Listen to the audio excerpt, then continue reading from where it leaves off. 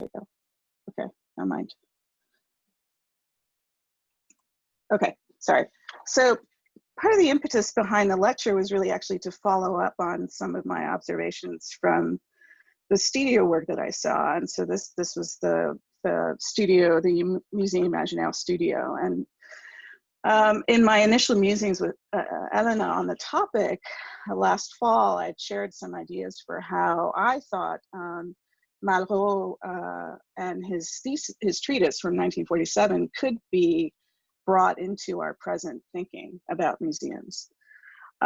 It's important to realize that, first of all, that it was written in a post-war European context where a lot of Europe had basically been decimated. So he was essentially looking out the window at a kind of tabula rasa. What he was lucky, of course, was that Paris had not been materially largely affected because of the war. But nonetheless, I think that had something to do with his rethinking of culture and how to present cultural artifacts. And in this context, he tried to formulate a new museum type. You could call that type actually an A-typology. It was one that front-loaded what he called a kind of new field of investigation and engagement, one which centralized the role of reproductions in generating new museological paradigms. And so for him, the development of photographic techniques was especially important because these tools of documentation could play a really important role in expanding or democratizing the viewing of art. And so he really saw that tool as a kind of revolutionary tool that curators and people who are thinking about art and talking about art could mobilize to their advantage. So given the reproducibility of negative-based images, the use of photography was especially important for Malraux in documenting three-dimensional objects. But of course, he used them, as you can see in this image, he used them to photograph paintings as well. But you could imagine, given the site specificity and the fact that, for example, buildings don't move and large sculptures don't move very easily, that photography in documenting three-dimensional objects, so sculpture, statuary, architecture, really opened up a new kind of institutional model for viewing. I think we're not. Hey, Jasmine, I think that you're still on the cover image. Sorry to interrupt you. You're on the cover page. I'm not sure if you're going through slides. I am. It's not working. Yeah, So, it's not working. No, we're only, yeah, we're just seeing the cover image. Yeah. Shoot. I think maybe if you go full screen, you have to share a different screen on PDF. So can you see it this way? Yes. Yes. Yes. Maybe so we'll just have we to... were in this image. Yeah, I mean, I tried to go, so if I go full screen mode. No, we don't see the full screen. Yeah, we are still, if you check on the new share, it might be the full, yeah, you don't see the full screen mode. Yeah, you don't see it. Okay. So we'll have to just do it this way then. Can, if you want, you can, yes, yeah, you can just close the right side, bar of content if you want to, and then that's it. Yeah. Okay. Okay, thank you. Sure, I was wondering. Okay, here I am going off on my own tangent. All right, so here we have Malraux with his photographs of paintings and photographs of sculptures and photographs of statues in his apartment in Paris. And he started constructing this idea of the Musée Imaginaire in his apartment, looking at these photographs. So as I said, the documentation of three-dimensional objects in particular for him was important because it opened up a new institutional model for viewing. One where portable and immovable objects alike could be presented together. So what that offered was a creation of a kind of visual, if not spatial, continuum. Certainly not a historical one, but a kind of a continuum that allowed for a kind of narrative to be overwritten onto a series of objects or a series of images. One of the tragedies, I guess, of the English translation of Malraux, which is why so happy that Elena kept the Musée Imaginaire, is that the English translation of Musée Imaginaire is museum without walls, which is a really tragic translation, I think, because it really kind of invokes a really extremely reductive understanding of museums. And it doesn't help us as architects to really understand and to adopt and adapt Malraux to our thinking. And what I prefer much more is to continue to use the word imaginary, in fact, because I think the imaginary doesn't reduce us into thinking that we can only think about no wall. But we can't hear her. You can't hear me? Can you not hear me? We can hear you, I think. I can hear you, yes, we can hear you. I think that was just an audio. I can hear you too. Okay, all right. So buildings obviously need some kind of enclosure. So the better question seems to be, in my view, what way can new technologies that have been forged since the advent of photography kind of further destabilize our normative conceptions of museums? And so this lecture in part leans in on the notion of the imaginary, which I hope is more expansive and gives you a more sort of multidisciplinary understanding of the word. And I'm going to look at architects, but also critics, writers, and filmmakers, because film is one of those sort of media which I think can be especially fruitful to students as they're developing their projects and thinking about film as a kind of design tool. So the current COVID state of lockdown has inspired others, not just us, but others to rethink the cultural importance of museums. And while curators of these cultural institutions grapple with this new reality, i.e. no visitors allowed, the others have been sort of wondering about what happens when we don't have that refuge of art viewing, because art and viewing of it has always been offered up as a refuge in crisis. So what happens when the refuge itself goes dark? So now we have not only no touching, but we have no looking or no seeing. And the writer Andrea Scott, it's not, actually Rachel Cohen, she's talked about this idea of missing the museum. And for her, what she was missing was that sort of physical interaction with a particular painting by Poussin from 1658, Blind Orion Searching for the Rising Sun. And she tried to articulate in her piece in New Yorker, her feeling of loss for not being able to revisit it, not being able to see it in real life anymore. And she never used to take photographs in her museum visits, but ever since she left New York, she started taking photographs of them. And she realized that in this moment of sort of cultural anxiety and disembodiment, she decided she was going to try to make a personal, quote, remembered museum. And she called this remembered museum the Frederick Project, which is based on, this is for you, Elena, based on an Italian children's story about Frederick the Mouse, who, by Leone, who talks about this mouse who sort of looks very idle during the summer while the other mice are storing grain. Frederick stores up impressions of colors. And so here it is in the thought bubble, the impressions of colors. And what he does in the winter, when all his friends are huddled and waiting for the summer to come again, he tries to share what he can of the colors he remembers.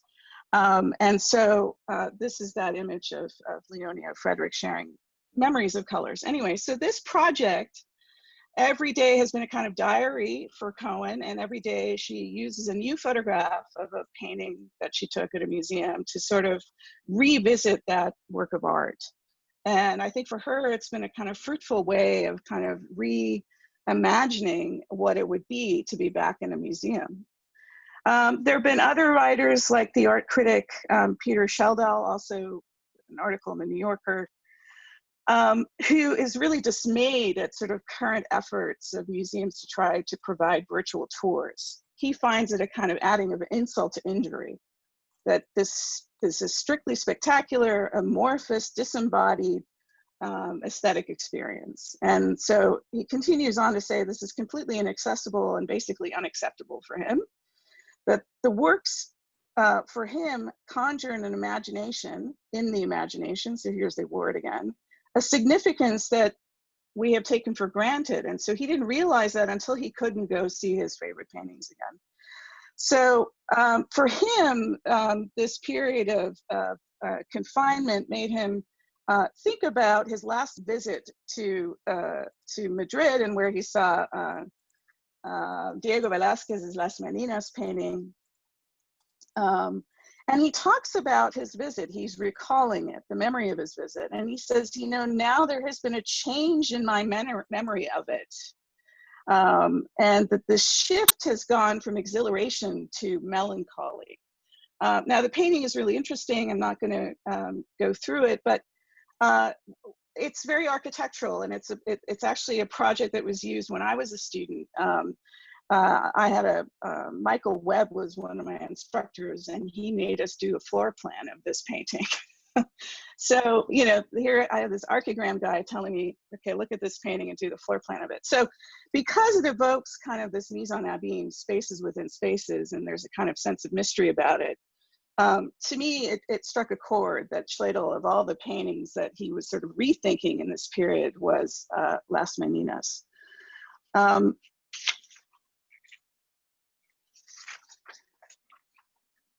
So, you know, I think there were many responses in the litter box to Schlegel's essay. What are we going to do once again when we're free to wander museums? Somebody said, you know, this reminded them of what Holden Caulfield in J.D. Salinger's Catcher in the Rye said about the Museum of Natural History in New York. These are images of the Museum of Natural History. Caulfield recalls that everything always stayed right where it was. Nobody moved, nobody would be different. The only thing that would be different would be you. And that this static environment was somehow a kind of comfort to Holden as the rest of his life was evading control. And we'll get back to this building in a minute. Others were disappointed in this reading. They thought it was very retrograde of Schlegel to sort of react, and very reactionary of him. That rather than giving, regarding virtual experiences of artwork as amorphous disembodiments of aesthetic experience, maybe the idea that great art can only be truly appreciated in a museum alienates those who, even in non-pandemic times, are unable to visit cultural institutions. So it implied that such groups then could not have full aesthetic experiences, and by extension, they could not develop artistic taste. And so in effect, I think that also, again, that response, the latter response, mirrors Malraux's vision of a new museum, his foreshadowing of it. Are we not forced now to resolve the problems of accessibility that many of us have been advocating for decades, but been kind of putting off? And so in a way, the virtual museum may be a monumental step towards greater cultural accessibility, something that advocates have been trying for a while to achieve, as I said. This is an example from the Autry Museum of the American West that started an archive called History is Being Made Now in response to the COVID pandemic, asking artists to submit portraits of themselves in isolation. So these are a series of COVID portraits by artists. But even before the pandemic, at a conference entitled Making a Museum in the 21st Century, the director of the Museum of Modern Art in New York, Glenn Lowry, remarked that a museum is not a building, it's not a collection, it's not the people who go there, it's an idea. And I think his observation underscores a growing consensus among museum directors, but maybe also architects, who are really aiming to productively disrupt and rethink the possibilities of museum making today. I think Peter Zumthor also could not have imagined a pandemic when he referred to the new LACMA as a sanctuary for homeless objects. Architecture's role in rehousing of the 135,000, what he called disparate objects in this kind of non-linear way. Architecture's job was to create a context where there was none. And so his vision of the museum as a site of refuge also made me think of Malraux. and how we can harness this word imaginary and leverage it so that when buildings reopen or when we design new buildings, we can nimbly adjust to changing conditions of siting and programming. So just a quick historic foray. This is probably a good point just to step back for a moment and recall briefly maybe the lineage and the origins of the modern museum. Where have we been and where do we come from? The root of the word museum is literally where the muse lies. So where did the muse lie before it had walls that we now know as a museum? These are examples of cabinets of curiosities, so Imperiatos dell'Historia Naturale in around 1600 on the left, and then a newer version of a cabinet of curiosities by Mark Dion for the Weizmann Art Museum from 2006. These eventually started getting scaled up. So for example, if we look at the Pitti Palace, we start to see now a palace, the scale of the palatial rooms, being filled from top to bottom with paintings and heavily gilded frames. And this is the 1900 photograph of the Room of Saturn, and then the Room of Saturn as it exists today. We also had in the 19th century these salons, right? So these Parisian salons where paintings would be for sale. The artists would mingle with potential clients and they would discuss, you know, the merits of their work. But this is really a rarefied societal sphere. You know, this is a very small chunk of society that had access to these paintings. There is a moment of democratization that occurs when museums themselves develop as a typology. And so, for example, for someone like Schinkel, the museum was one of many examples, including the theater and later the department store, that offered democratic spaces for cultural exchange. And so for him and his design for the Altus Museum in Berlin, it was really important to not just create this kind of neoclassic sort of solid volume in space, but actually to create a building that invited you in. So the way that this procession is sort of described by Schinkel, or sort of paraphrased, I guess, by Schinkel, is that the building invites the city in. First because of the plaza in front of it, but then also the setback of this monumental stair and this kind of inside-outside space. That's really probably the most important space in a way for Schinkel. It's a space that's not programmed with any art, but it's important because this is the moment where you ascend the stairs, you turn back and you look back at the city.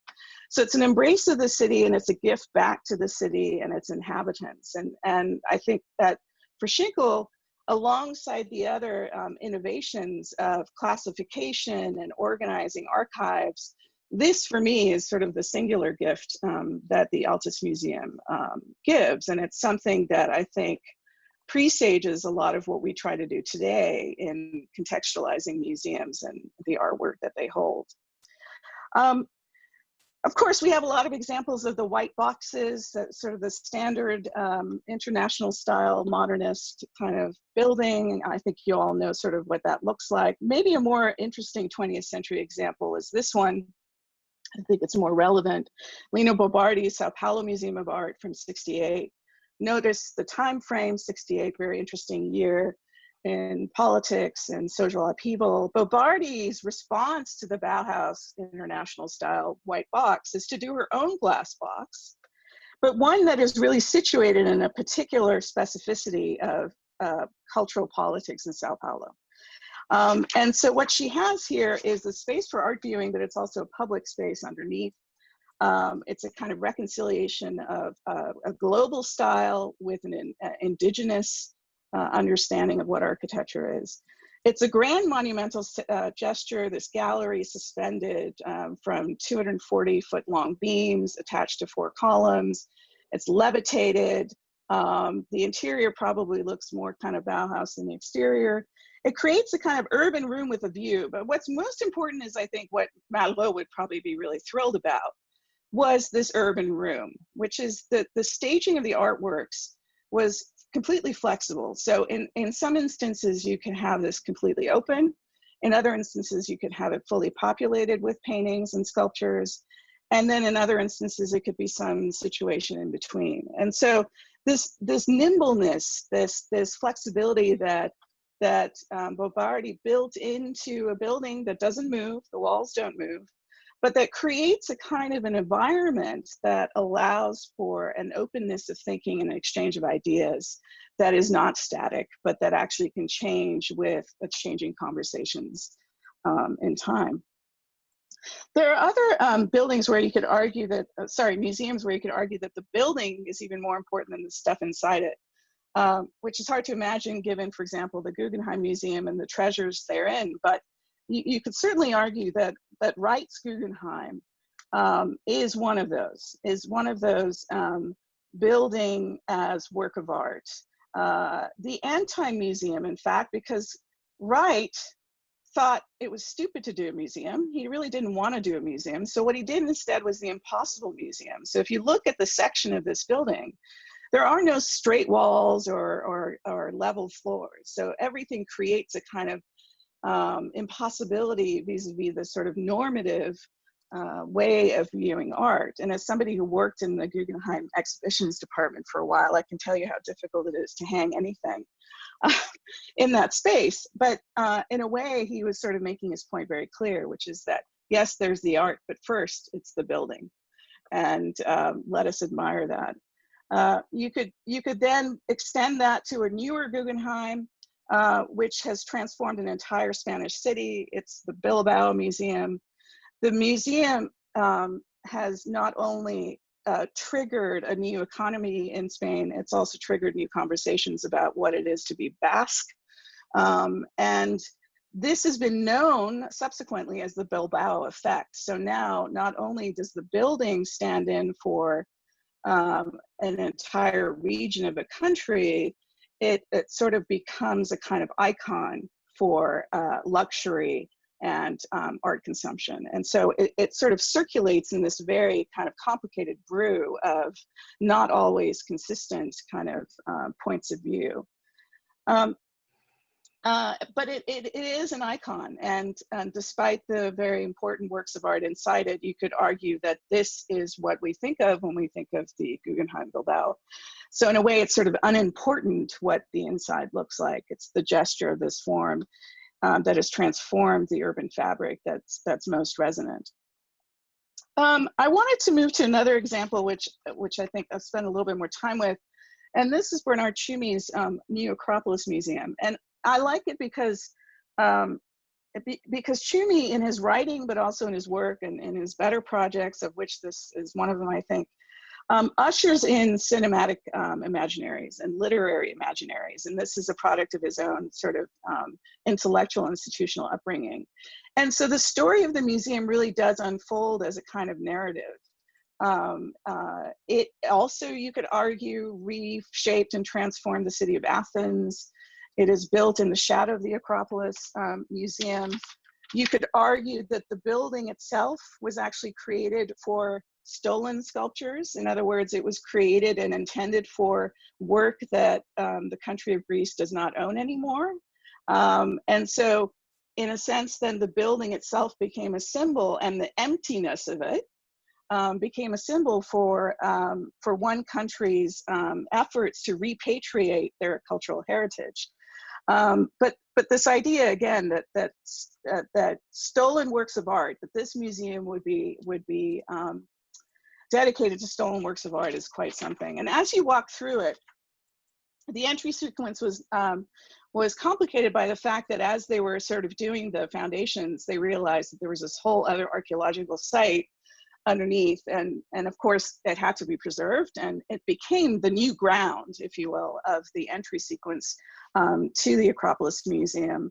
And there's a lot of emptiness as you go in. There's a lot of reminding us of the voids that Greece is somehow grappling with, and is still grappling with, by the way, today. So the museum is from 2009. As of today, England has not returned, the British Museum has not returned the Elgin marbles. So it still stands as a kind of memory of that absence. But he choreographs it in a really interesting way, because you walk into a kind of this absent space, this hypostyle hall, and the stairs eventually sort of lead you up to this intermediate area and climax at the top, which is a kind of rough floor plan of the Parthenon that then looks back at the Parthenon itself. And what you have here are reproductions and originals. So the reproductions are the white that the British Museum still has, and the originals. And Chumi wanted to sort of put them all there together to amplify, first of all, what it meant that we were no longer looking at the originals, we were looking at reproductions, but that the reproductions were actually the bits, not the originals, that had gathered, that had attracted the thousands and thousands of new visitors to the museum. So one wonders then what happens when and if the Elgins ever return, if the spectatorship to the Acropolis Museum will decline, in fact, rather than go up. But that was an interesting effect that I think even Chumi maybe couldn't have foreseen. The spectacle of the loss and these ersatz sculptures actually created their own kind of spectacle. So as I said, I think Chumi is someone who leans into the cinematic and the narrative. And that sort of takes me to some of those buildings we looked at before. And again, looking at filmmakers now who represent and represent these buildings anew to us. And I guess the question then for us is, how do we use their interpretations of these buildings or their visions for these buildings as a way to rethink what we perceive as museological space? So here we have Ila Becca and Louise Lemoine's Gary's Vertigo from 2013. So instead of talking about the works of art, the filmmakers focus on the people whose job it is to maintain the building. So these are people who had training in mountain climbing specifically, and had to learn how to rappel off of the siding, and every day are in the process of either window cleaning or rubbing off of some of the staining and the rusting off of the metal. And so the whole film revolves around their lives. And the spaces that they occupy, spaces that we wouldn't originally actually have any access to, but for the fact that they become the centers of the story rather than the works of art, or in fact, the star architect himself. Another iconic building that has been rethought very provocatively in film is Tom Tykwer's The International, who shoots a 15-minute shootout scene in Frank Lloyd Wright's Guggenheim Museum. And I was very inspired by this. I thought, well, what if this were an architecture project? And in fact, I did assign it to my students. And I said, okay, in groups of 2, everybody takes a minute of the shootout sequence and you build a model of it. So the idea was that, in fact, the presupposition, which was a good one actually on the part of me, which was that none of the students had actually seen this iconic building in real life. So how do we understand this building through the lens, through the film lens, through the behavior of the camera, through the behavior of these new actors in this stage? So in a combination of a full-size 1-to-1 scale model that was built outside of Berlin, of the interior atrium of the Guggenheim, with in situ filming, Tykwer creates this assemblage, this sequence, this new action sequence, which radically, of course, redefines our understanding of the museum, and in a way also just sort of takes it away from being this precious object, because at the end of the sequence, the glass from the atrium comes crashing down into the lobby as a sort of final hurrah, filmic hurrah.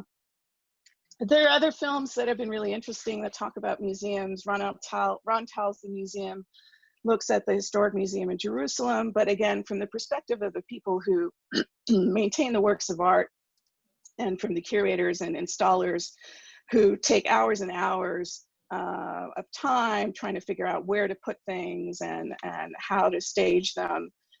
Jem Cohen's Museum Hours from 2013 takes yet another take, which is to sort of take a fictional story of a museum guard in a historic museum in Vienna, and his interactions with a woman who's visiting her ill sister from out of town. How the museum, again, as in the other cases, serves as a kind of central character, but not a character that houses art objects, a character that houses conversations and the intersections of lives and narratives. And I think that that's something that Cohen is really brilliant at doing in this kind of a film. And in all of these examples, the stills themselves, so if we were to imagine these stills as individual photographs of spaces in these museums, offer a lot, I think, of inspiration for reimagining what it is to occupy the space of a gallery. And then there's Alexander Sukhov's Russian Arc of 2012. Sorry, 2002. Now I had GIFs of this. I was going to do the whole like clip thing, and I realized yesterday that my computer upload speed is not fast enough. So we're just going to stick to stills, right, Alan? So Cyclops film. I don't know if any of you have seen it, but it is shot in the Hermitage Museum, and it is the story of 300 years of Russian history told through the lens of one single shot done in one take. So the shot is over 90 minutes long, and it's one take. So it's really a revolutionary kind of piece of filmmaking. But what it does is it creates a kind of this fictional, unbroken line of a portrayal of a history that's anything but unbroken, that's full of controversy, that's full of death and chaos and despair, and it creates this alternative story. And so you have these 400 actors making their way into this building that we are sort of taken into by these muses. And we go into the ballroom, we visit the Romanovs, and by the end of the story, we have sort of seen the arc of Russia's glorious history and tragic, more recent present. So again, using film as a way to kind of rethink not just kind of the spaces of the museum, but how to tell the story of history itself through a moving image. And that brings me to a Mexican film museo. Tell me how much time I have, because I know we went over. That's okay. We still have 20 minutes. Yeah. Okay. So Museo, which is a film by Alonso Ruiz Palacios, it tells the story of this kid who grows up in the shadow of Barragan's satellite sculptures, which are these. And he grows up with a disdain for history. So what does he do? He decides that when he grows up, he's going to get a summer job at the Museo Nacional Antropológico in Mexico City. Here is the museum. It's from 1963 by Pedro Vázquez. And he decides he's going to take a summer job and catalog visually every piece, every artifact in the museum for their archives. And so he thought at first that this was a real absurdity to have this sort of catalog of photographs. Why would you need them if you have the specimens themselves? But the film also takes on a sequence of kind of still shots in this moment. And then that gets replicated in the famous heist scene. So the story is of this heist, this art heist, and it's based sort of on a true story. And so when they decide to sort of do this heist, they walk over a kind of maquette of a Mayan city. And here they are when they enter the plaza. And as they get to the works of art, they bring out their very rudimentary, non-digital, non-sophisticated tools for breaking into some of the most precious works of art. And instead of showing this as an action sequence, it's actually shown as a series of stills. So the hammer doesn't move, the screws don't move, the scissors don't move, but what we see essentially is a series of snapshots that lead to this, a series of empty cases. The film is obviously much more than that, but the climax of the scene is when they realize they need a bathroom break after they've made their escape. And so how do they celebrate? They celebrate by taking a bathroom break at Barragan's Torres de Satélite in Mexico City. Now what? Well, now we celebrate. And so that's sort of the end of the sequence. I bring this movie up, not because of so much the plot, but sort of how the beginning sort of then ends up at the end, which is that the character returns to the museum, realizes that the heist is a complete failure, checks in all the works of art at the garde-robe. So at the coat check, he drops off all the works of art because he realizes he can never sell them. But what he's most amazed by is that walking back through the museum gallery spaces, that they're busier than they've ever been before. And that since the scandal of the heist and since the work was stolen, this became the spectacle. So these empty cases with their empty displays, you know, became the subject of fascination for this new generation of museum goers. And that, I think, is an interesting message for us to sort of think about. Absence and loss, reproductions, facsimiles, originals, and not, and what does it mean for artifacts to be stolen only to then turn around and have the building that was made to house them become more infamous than ever before. I told you I was going to return to the Museum of Natural History. Here it is in Night at the Museum. Night at the Museum was actually based on, was actually based on a children's book. The Night at the Museum was written by Milan Trench in 1993. I think it's not accidental that kids' books factor in here, because kids tap into an imaginary that we adults seem to forget about. And so I think looking at children's books actually might be kind of instructional. So it's understandable that this would actually have its inspiration from this museum. But basically the plot is, as you would imagine, everybody goes to bed, the museum goes to sleep.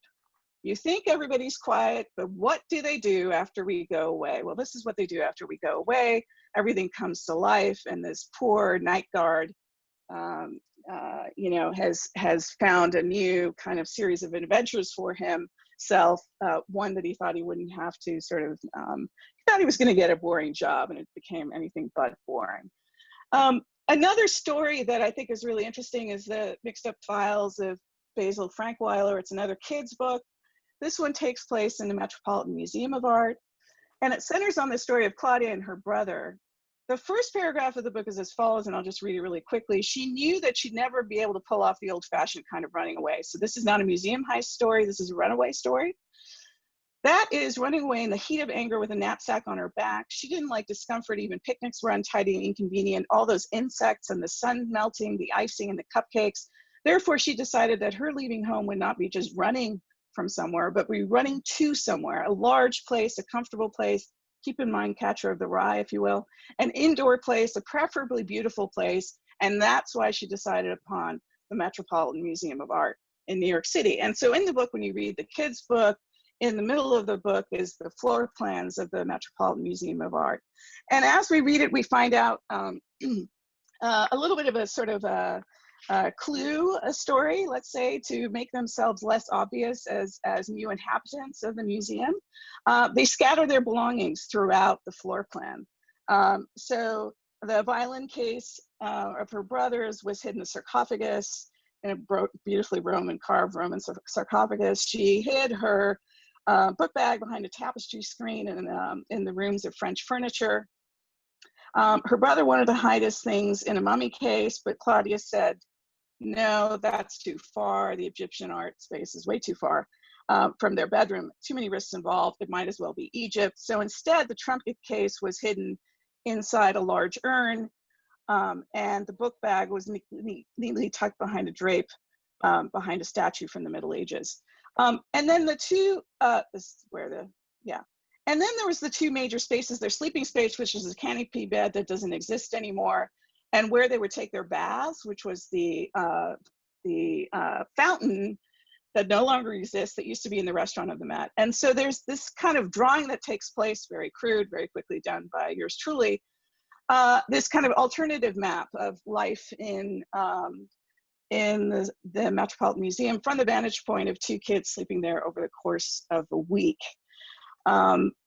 Incidentally, and this is for Elena, because she's Italian, and you know, this is a fantastic project. In addition to their life in the floor plan of the Met, which is, again, sort of gets restricted to these sort of moments and zigzagging between them, they also have to go find food at the automat and, you know, do a few other things. They decide they want to send a letter to the curators. Well, they could do that if they go to the Olivetti store on Fifth Avenue, which was designed by BBPR Architects, this famous firm from Milano, with interiors given to us by Constantino Nivola.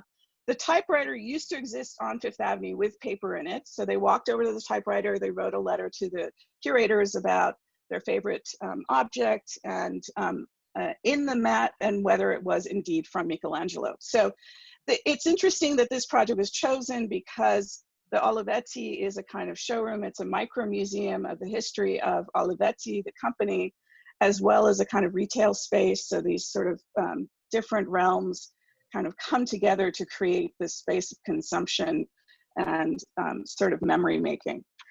So I just wanted to end, since sort of talking about films, with this notion of a mise-en-scène, because I think mise-en-scène is also something that lends itself to thinking about museums. It literally comes from the 18th century, from the French, to literally put on stage. And its 19th century valences come from theater, regarding staging of plays, the scenery, properties of stage production, the stage setting. And then later on in the 19th century, it actually talks about the surroundings themselves, the backgrounds of events and actions. So now we're talking about the proscenium becoming part of the story. And then the 20th century cinematography enters the conversation, and now mise-en-scène takes on the design and composition of elements visible on a screen, including the setting, costumes, action, lighting, etc. So what I want to leave you with is maybe number 4, which you might want to add to the virtual Oxford English Dictionary for 2020, is in museology, what does mise-en-scène mean in the context of graduate thesis SCI-Arc and the Musée Imaginaire? How do we extend Malraux's Imaginaire to understand it as a performative concept, as a concept of post, or virtual, or atypological? Any of these could be, in a way, kind of interchangeable notions of this new museum. An exhibition venue where curation is front-loaded, displays become immersive, environmental, programming privileges experience of the viewer as consumer. And this is where trafficking comes in. It's a provocation on my part, but I really use it here in the context of museum building and museum making as a tactic of exchange, the dealing in and trading of objects and images, where objects are invested with multiple meanings, introducing the possibility of various interpretations and viewpoints. Sorry, typo. That's it. Thank you. Fantastic. Thank you. Thank you for the phenomenal lecture. And I would like to ask our students if they have questions or something to add or to ask. I mean, I know all of you are now home and you're thinking about what happens with your pinups, since they're not pinups anymore. And the idea of having this conversation about the museum, the empty museum, is to understand that museums are, in fact, places of many occurrences, many of which are not actually tied to the existence of the physical existence and location of such. And so this was, in a way, to inspire the students to think beyond the literality of the exhibition space. We usually have, miniature and midterm are important deadlines where the exhibition of the work happens physically in school. And so Jasmine, we're still going to do them, but it's going to be an empty museum. Clearly, it's going to be an empty school with the whole work in display. And also part of this is what happens when the audience is mediated by something else, which is a screen, a lens, a camera, a video, etc. And so I'm hoping that maybe we want to close the shared content, and so we can see the students. I just want to see the, yeah, okay. So maybe then you guys, I don't have to unmute you. You can unmute yourself, can you? Yeah, Okay, great. I have for Jasmine. Hi, I'm Vincent. I really, I want to know more about the class activity that you had the students do, like building a model of the Guggenheim from the camera, or like from a minute of the scene. What was the result, or like any lessons from that like assignment? I don't see Jasmine. Do Is you? Jasmine here? Oh no, I can ask again when she comes back. Okay, let me. I see her spot, but I don't see her. Maybe she can hear us. Let me text her. Let me call her. I don't know. Maybe we have I'm sending it, yeah, the chat, but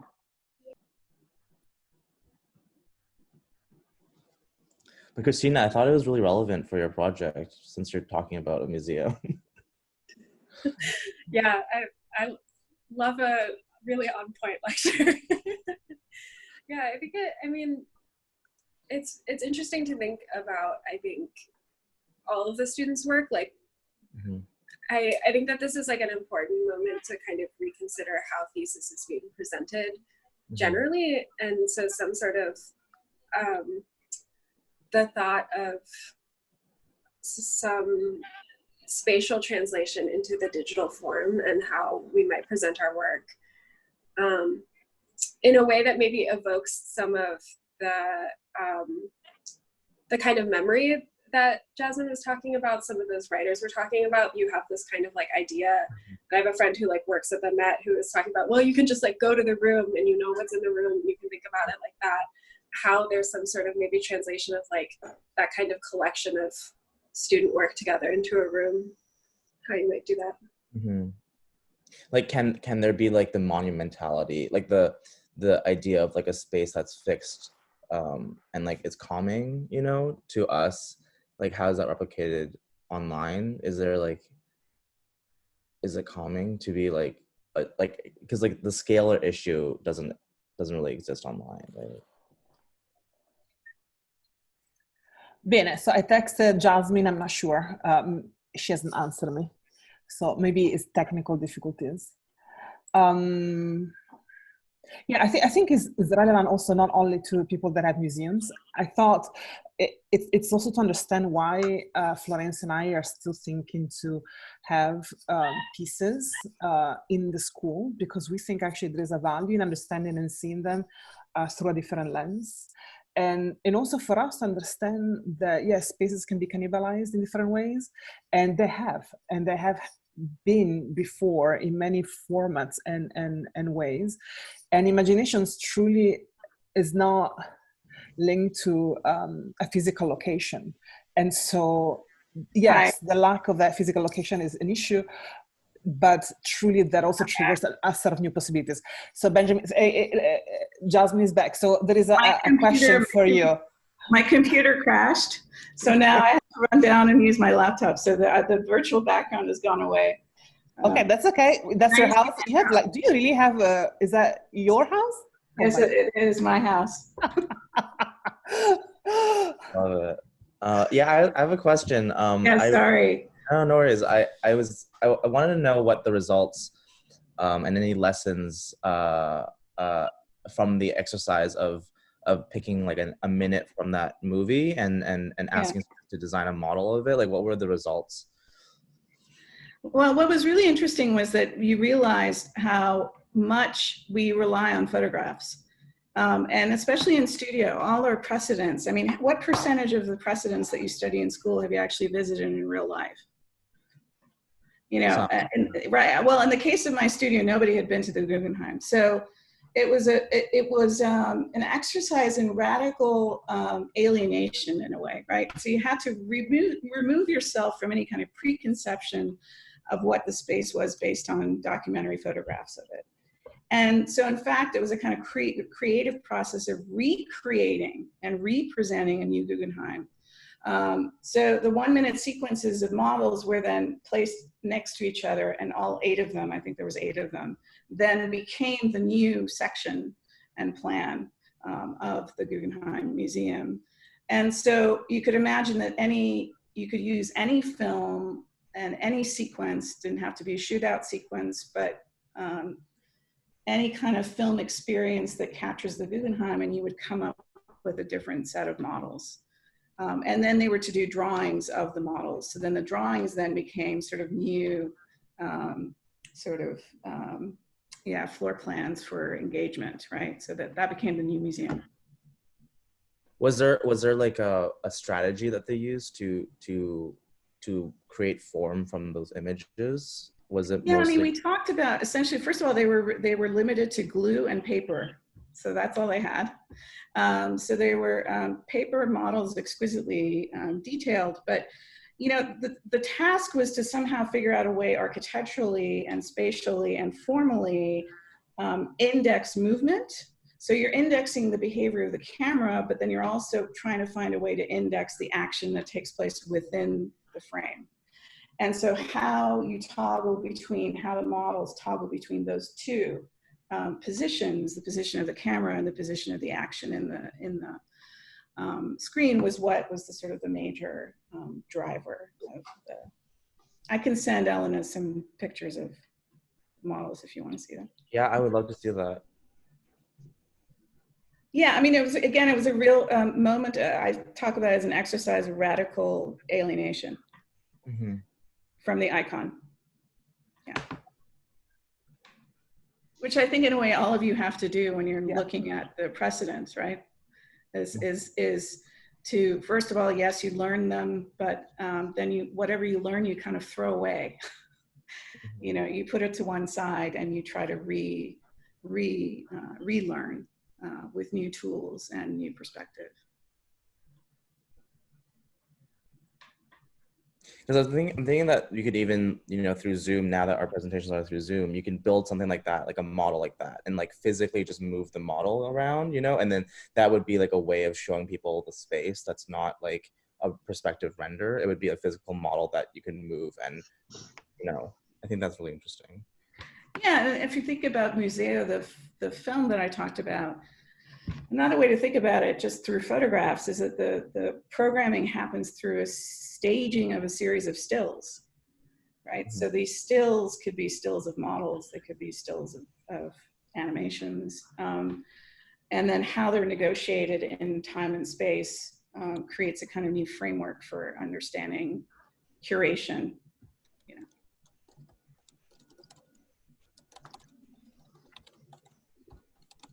So how do you think memory and imaginations are connected? In what way?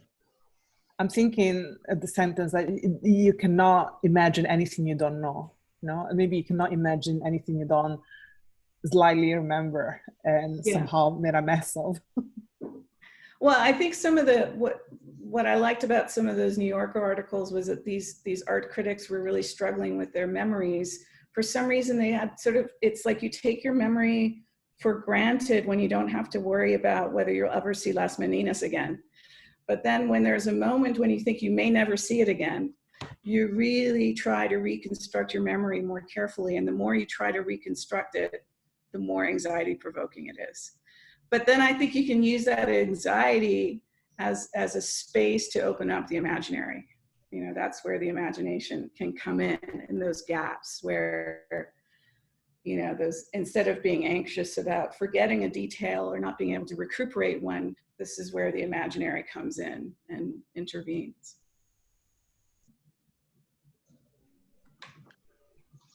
Hi, Jasmine, this is Sadvi. Hi, Sadvi. I have a question. Hi. Great lecture. Thank you so much for that. Yeah. I'm particularly interested in the Acropolis Museum by Bernard Chumi. And if you could talk a little bit about why there are replicas and originals in the same building, and why the replicas attracted more interest in viewers and what that means. Right, so like the empty cases in Museo, which saw record attendance in Mexico City. I think Chumi's initial, I mean, obviously there are other objects in the museum that fill the Acropolis Museum, but the initial mandate or the initial brief for the Acropolis Museum was to create a building so that that stuff that was stolen would come back. In other words, if you create a building that's important enough and dedicated to stolen heritage, maybe you'll have a chance of actually then getting that heritage back. He had initially thought about just leaving what was missing or what was stolen as a void, but he decided not to do that. He decided to actually put white plaster reproductions. And it's very clear when you're in the space which ones are the reproductions and which are not, because they're very white, they're pristine.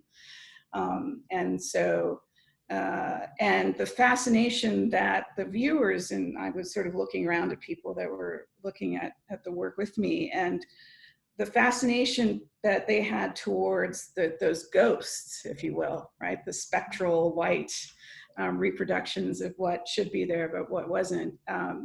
The level of interest in those was by far exceeded anything else. Yeah.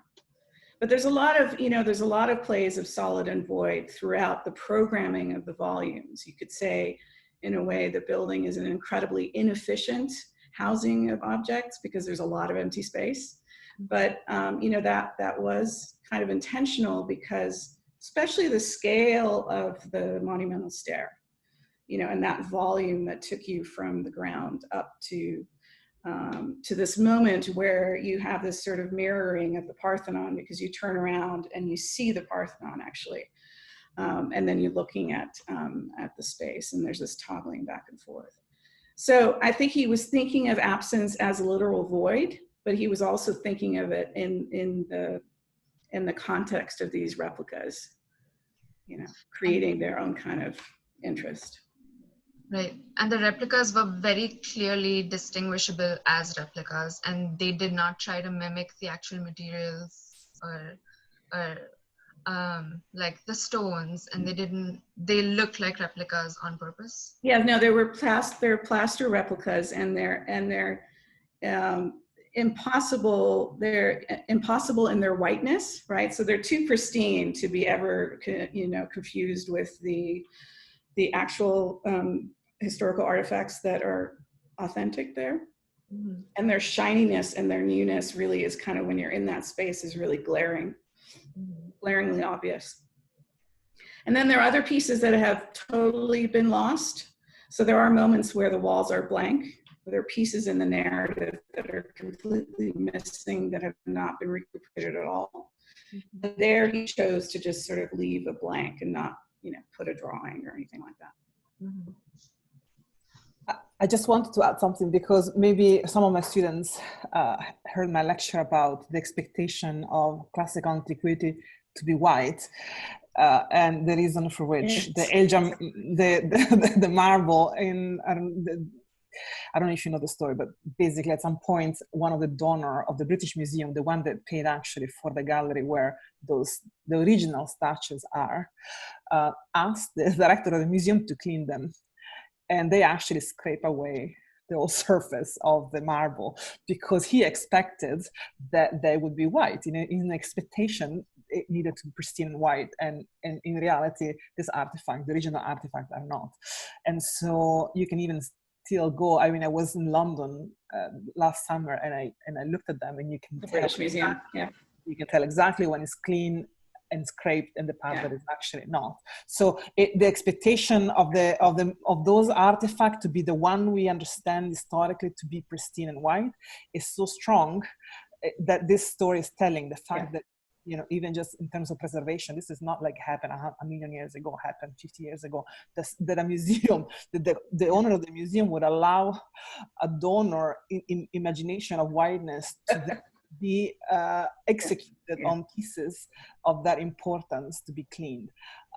So anyway, so that's just to tell you that the copy is closer to the idea of the original than the original. That's the thing, that the expectation of the audience is much more closer to that. And I think if you're interested in that Mark Wigley's book, White Walls, White Dresses, is really fantastic. Sort of exploring the idea of whiteness in classical architecture and art, but also, in a newer sort of context of understanding it. It's funny because in the film Museo, one of the reasons the title character ends up having to return the artifacts and drop them off at the coat check is because the guy he tried to sell them to, he realized, was from the British Museum. And so he was totally offended by that and thought there's no way that Mexican heritage is going to end up in the hands of the British. And so it's a reference to the Elgin marbles and the sort of the pillaging of, the colonial pillaging of antiquity. In Mexico, it's a little bit different because it's the history of Mexico. It's the colonization is not as explicit, but nonetheless, it is a kind of colonization of Mayan history that gets housed in this museum. So that's sort of the initial critique.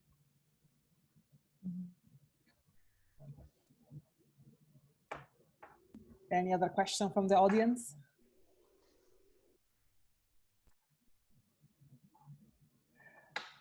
Okay, so Jasmine, Sorry, I wanted to right. say a final. Thank you, Jasmine. That was amazing, and I think that when you were off, when we lost you, we had the students had a small conversation. What did you talk about? Vincent. I want to know. We thought no bad about you. No, I'm joking. No. What were you talking about? So they were talking. I think Christina was talking about, how we're planning, or what is the role of a presentation today. So in terms of not only about social distancing, social change. I think there are a lot of things that are happening now and that might made us rethink how we show the work. So I think that in a way that, I was happy how you went old world, new world. You show a little bit of what is the role, how museums actually started in the old world, and then how we're heavily challenged in the new world, in Brazil and Mexico. So I think it's, it opens the view. Also countries that were colonial countries. So the kind of colonialism of the role of the museum is challenged, even though the really heavy in the sense of the inheritance that they received from their original, conquerors, let's say, for Mexico and Brazil, both of them. And also I would say that in the case, we have a Brazilian here over there, Giovanna. So, and also I think in the case of, the museum, the museum role in Lina Bobardi, the role of modern, the modern movement in South America. I think it's interesting. So I just wanted to make that, and for Mexico, both examples, it's international style. For Brazil and Mexico, it's quite unique adaptation that they have. Lina Bobardi, I think, is very unique, but also the anthropology, Museo Antropológico is So I think that I like how your thesis, really tries to unravel a more complex situation for that. Yeah, and I think also in this dynamic. Sorry, I just want to say in this dynamic under this sort of rubric of trafficking, it was important for me actually not to show any of those white boxes. In other words, the normative sort of 20th century museum condition that the Bauhaus so leaned heavily on, right? So the curatorial, the gout, everybody, I wanted to resist sort of even putting a picture of it. First of all, I assumed everybody knows what those museums look like. But also in a way just to resist it by saying, let's not look at those at all anymore. Let's try to kind of, and my MO is always looking at others, artists, art critics, filmmakers in particular, photographers. What can they tell us about these spaces that we just didn't realize or just didn't occur to us because we come from our own sort of institutional biases. And so I think it's always very useful to pick up a children's book once in a while and watch a film. Museo is fantastic. I highly recommend it. As the Jem Cohen one, Gary's Vertigo, all of those are really, really fantastic. Rethinking and really, for a historian like myself, really destabilizing my preconceptions of what these buildings stood for and what they meant, and how, in fact, like the studio project that I suggested at the Guggenheim, it provoked me to kind of totally rethink and re-narrate and retell the story of the buildings. I think it was an inspiring lecture, I think, because you didn't give us a formula to what will have to be our version of this, but I think you gave us an example of all these tangentials that are around the Ottawa Museum and how trafficking really happens in our mind, in our imagination. And I think these examples are going to hopefully free the students to think of this as an opportunity rather than only a limitation. So thank you for your time. And you've recorded it, right? I did. It's yes. So they can go back and look at my last slide, my proposed definition for you of the new Musée Imaginal, and see what you do with it. Yeah. Okay. See fantastic. what you do with it. I have a print screen, so I can share it on email of your final page. So this was great. The post virtual pseudo A. Yes. Okay. Thank you, Jasmine. Thank you, everybody. All right. Guys. Thank you so much. And Thank also, you it'd be so wonderful much. you'll join us in review. So you guys, you probably are going to see Jasmine again at your reviews. Yeah.